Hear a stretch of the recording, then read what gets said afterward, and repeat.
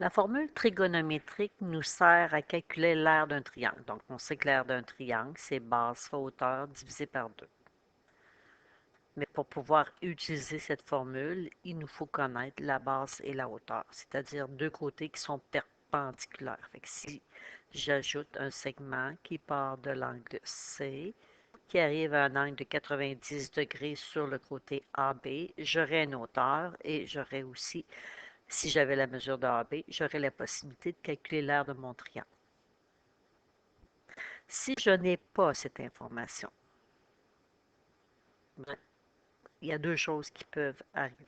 La première, c'est de regarder si pour un angle donné, fait que si je connais la mesure de l'angle C, est-ce que en plus, on me donne la mesure des côtés qui touchent à mon angle?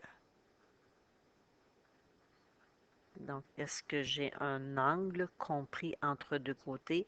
Si c'est oui, on peut utiliser la formule trigonométrique.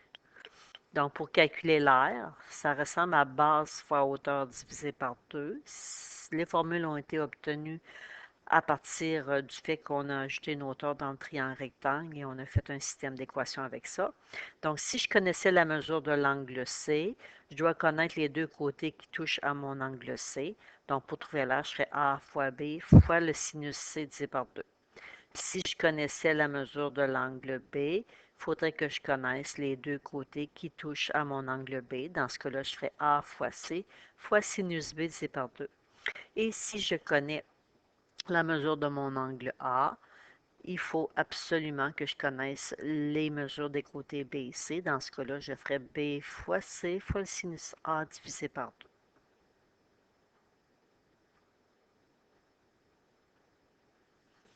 Donc, si j'ai un triangle, il n'est pas rectangle, j'ai la mesure d'un angle et celle des deux côtés qui touchent à mon angle.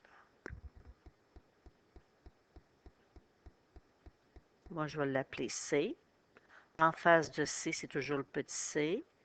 Fait qu'ici, mes deux côtés qui touchent à mon angle, je vais les appeler A et B. Donc, je veux l'aire de mon triangle. Donc, A fois B fois le sinus de l'angle C divisé par 2. Mon A vaut 50.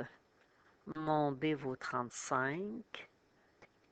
Le sinus de 64 degrés divisé par 2. Ce qui donne 786,44